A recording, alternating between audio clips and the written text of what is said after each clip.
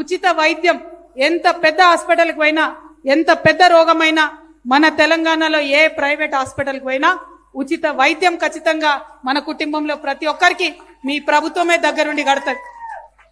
నేను ఈ రెండు మాటలు చెప్పగానే అన్ని పార్టీలలో మొగోళ్ళే ఉన్నారు కదా, అన్ని పార్టీలలో అన్నలే ఉన్నారు, తండ్రులే ఉన్నారు. వాళ్ళందరూ నా మీద పడిపోయారు. యాడికెళ్ళి ఇస్తావు, పైసలు ఏడున్నాయి అంటారు. నేను ఒకటే మాట చెప్తా ఉన్నా, మీరు తిండి బంద్ చేయండి, మీరు అవినీతి సొమ్ము తినడం బంద్ చేయండి. పేదవాళ్లకు విద్య వస్తుంది, పేదవాళ్లకు వైద్యం కూడా వస్తుంది.